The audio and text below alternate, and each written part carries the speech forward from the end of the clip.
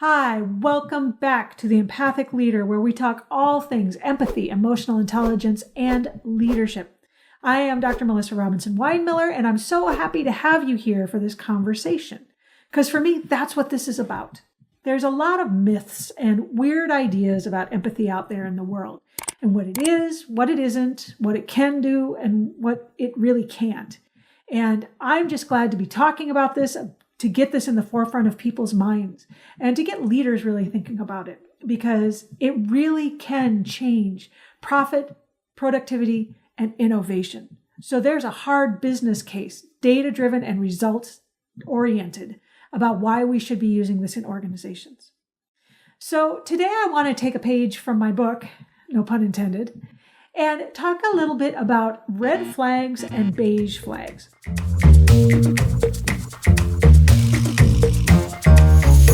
So for those of you that are out there on the dating scene, and probably some other ones too, you already know the difference. A beige flag is something that, say you're dating someone, and you kind of look at them and you go, I don't know about this, but it's not a deal breaker. That's a beige flag. You know, it's something that maybe you don't love, but it isn't something that's like, nope, don't go forward. A red flag, as we all know, is something that says, do not go there, run, don't walk. And what I want to look at are some of the beige flags and red flags that can exist in leadership, because there's a lot. It's not a dating relationship, but it is a relationship. And I don't know how many times I've had people that walked into interviews and said, oh boy, did I avoid that red flag.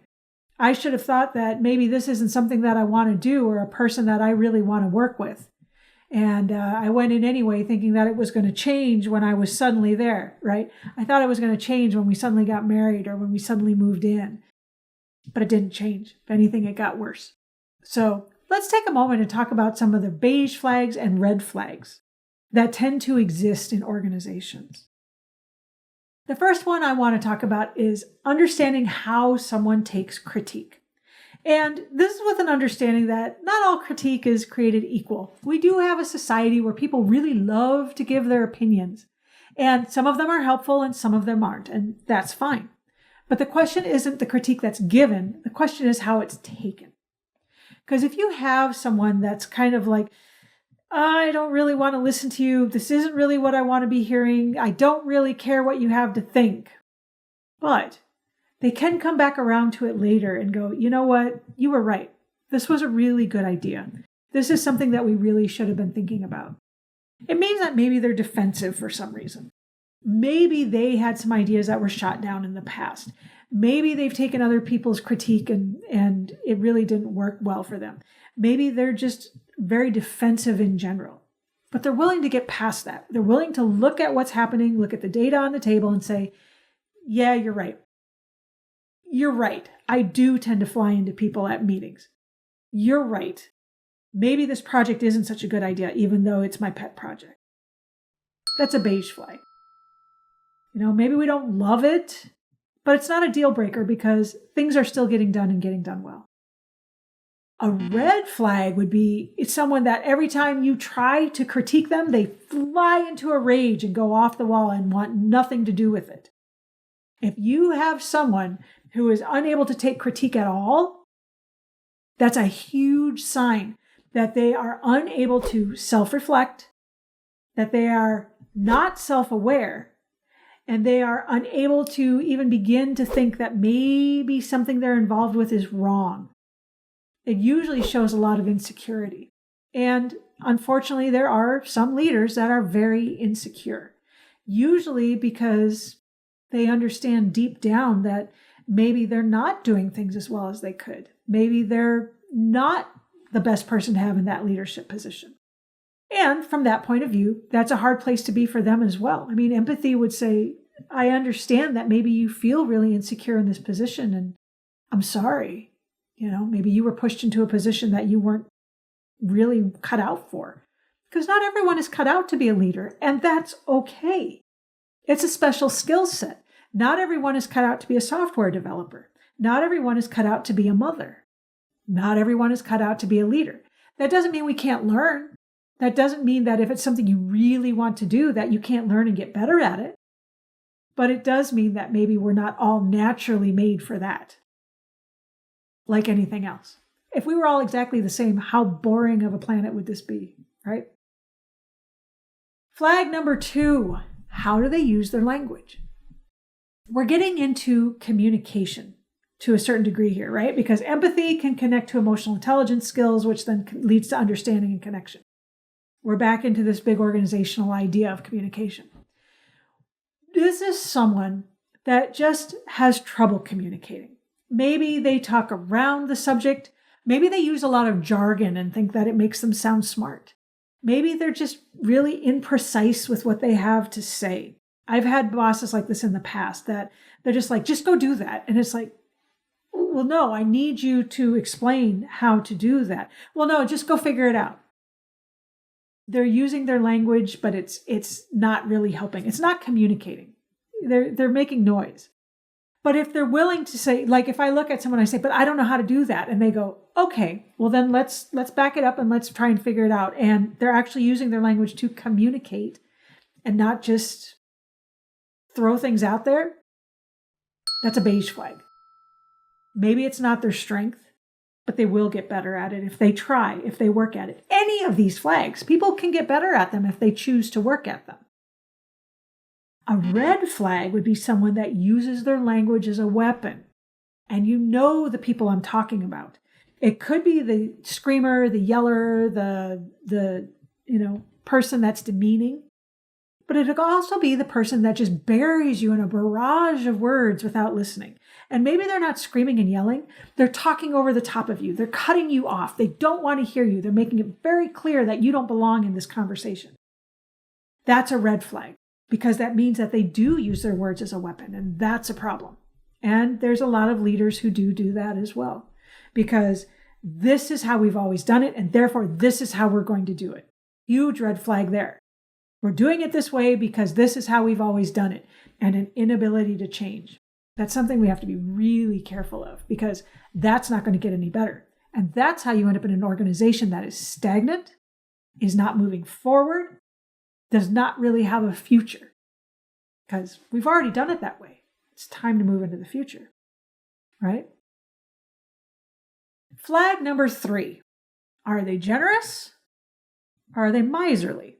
And I'm not necessarily talking about money. When we think about being miserly, we think of money, right? Stingy, and we don't want to give it up. But this can relate to resources. This can relate to time. This can relate to even just a smile.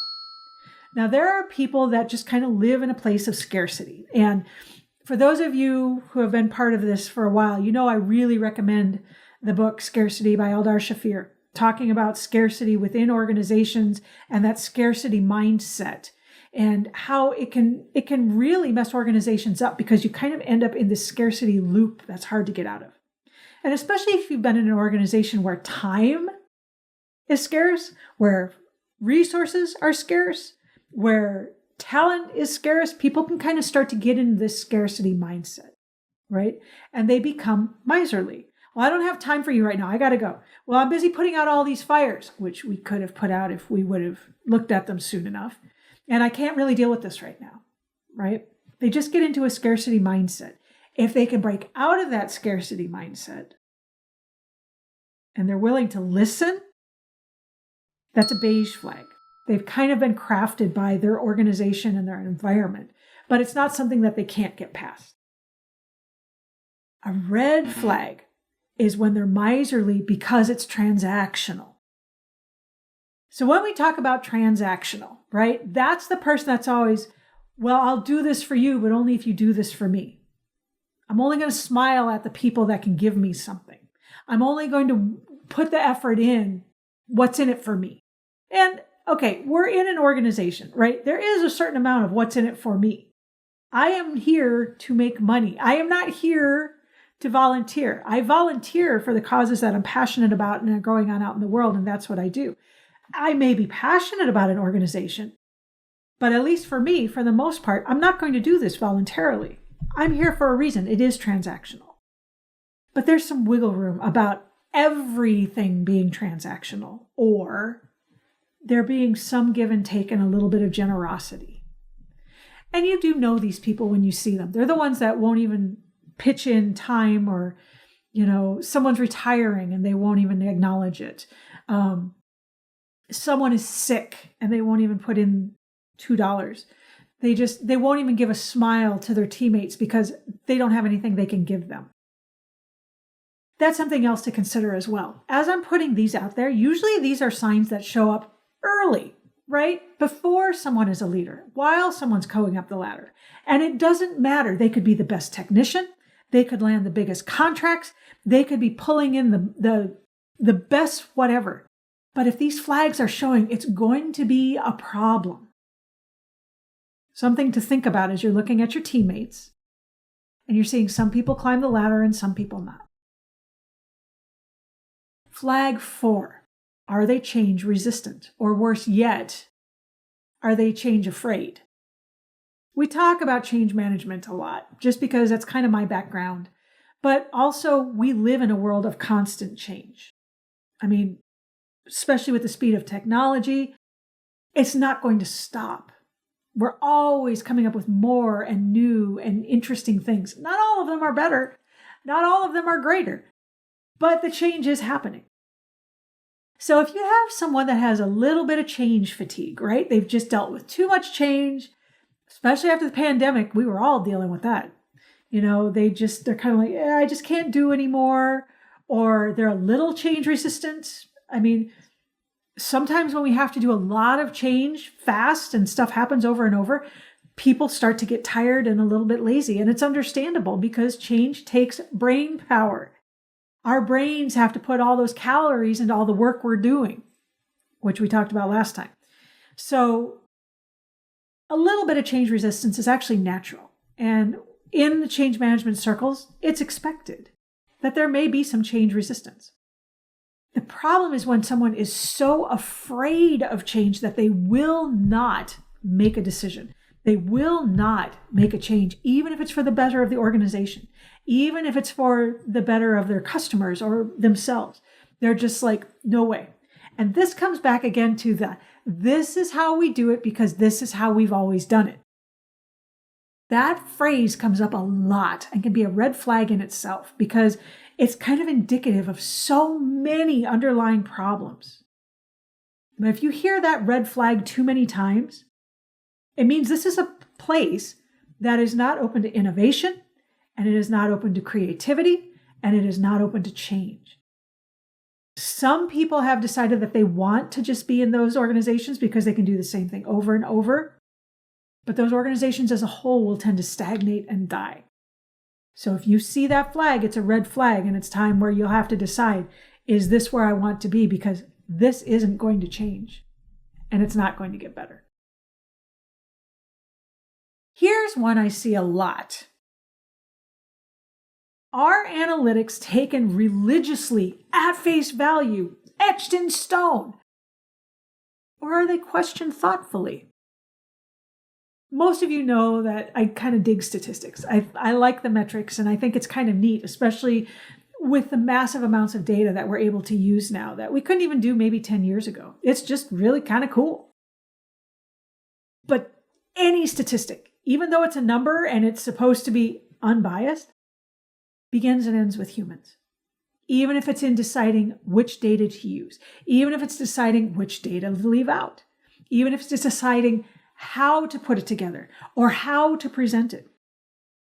There's humans that are involved in this. So no data is completely infallible. It's just not. You have to know where it came from and who's been handling it, how it's been put together, how it's been changed, how it's been adjusted, how it's evolved. Who was your sample group? Why were they chosen? How were they chosen? There's a lot of questions that go into this. So if you have someone that's looking at the data and they're kind of like, it's data. It's right. This is data. This is what's on my dashboard. This has got to be correct. Even though these numbers don't look good, even though these numbers maybe look fantastic, even though this is what the board does or doesn't want to see, you have to know where the data came from and which humans were involved. You can't take them as this is it. It is absolutely true. I have seen leaders, though, that do that. Well, the data says this. Okay, But what about everything that goes into the data? Well, I don't know, but this is right. That's another one. They actually have an ignorance of where the data came from. And when I say ignorance, I mean a lack of knowledge in the academic sense. I'm not like, there's kind of a slanderous tone to the word ignorant. And really, it just means that I don't know. I'm ignorant to that. I don't have the knowledge. And that's what I'm talking about. They don't have the knowledge of where it came from. And they're either too busy or too overwhelmed or too something to find out. But that information is gold, understanding where it came from and why. So the ignorance of where the data is or how it got there, that's a red flag because it means all this data is coming through and some of it could be more arbitrary than we like to think. So understanding whether this person takes their data with a grain of salt or they're going to stick to it unwaveringly no matter what. Last flag. Does this person treat some groups of people differently? When you're a leader and you're dealing with groups of people, a lot of times you're just very busy. So groups of people can get treated differently. And a lot of times it's completely unintentional.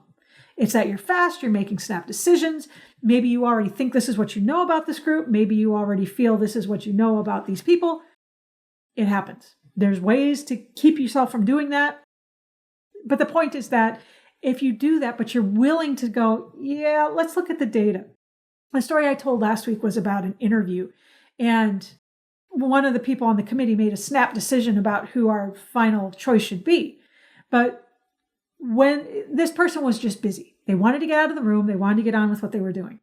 But when we actually stopped and we looked at the data and we talked to them logically, they changed their mind for good reason, because the other candidate, based on their interviews and the information we had, was going to be a better fit for this position. So a beige flag would be like, they're too busy, they're making snap decisions, bam, bam, bam, but you can talk to them. You can say, let's discuss this. Red flags. 2 of them. One is when they don't understand they're doing it and you can't talk to them about it and say, but what about this? But what about this? But what about this? The other is when they treat people differently as a means of manipulation. And that's hard to say because same thing, sometimes people don't even realize they're doing it. But like, are they pitting one group against another and calling it healthy competition? Do they intentionally treat their in-crowd? I mean, understand that as well. When I'm talking groups, it doesn't mean like gender groups or ethnic groups necessarily. It could just be the in-crowd versus the out-crowd. You know, these are the people that I came up with and know, and these people aren't. These people are new. So if they treat those groups better than others, and you can't talk to them about it, you can't say, you know, maybe we can be a little more equitable with what we're doing, that's a red flag because they've decided this is how it is. And on the flip side, if people in that precious group do something wrong, are not doing their job, take advantage of that status, they're not going to be open to hearing it. And that's a problem. There's a very old experiment called the Stanford Prison Experiment. And for anybody who knows what I'm talking about, it was actually kind of brutal. What they did is they took a group of students at Stanford University, I think it was in like the 70s maybe, and they set some students aside as guards and some students aside as inmates. So some were given special preferential treatment and some were not. What they found in that experiment was that the ones who were guards started taking this preferential treatment and using it against the other ones, to the point that by the end, there was some cruelty involved and they stopped the experiment. They couldn't let it go any longer. They also found that this really affected people's mindset and that the people who were guards really took this on themselves that, yes, I'm better. Yes, I'm special. Yes, I deserve this. Whereas the people that were the prisoners started to believe that they should have been treated cruelly and that they should have had this lower station and that they should have been the prisoner. So these things really do affect us mentally after a while. And if this goes on and on and on, if you can, you're better off to get out. So those are just a few of the flags that I've seen over and over again. And the reason why I bring these up is I'm always looking for patterns. right? Human behavior, there's a lot of patterns that happen. And I want to be able to say, yeah, this is normal and this doesn't happen quite as often. Or, yeah, I've seen this happen again and again and again. So let's actually talk about it. What flags have you seen? I'd love to see this in the chat, because I did include some of these in my first book.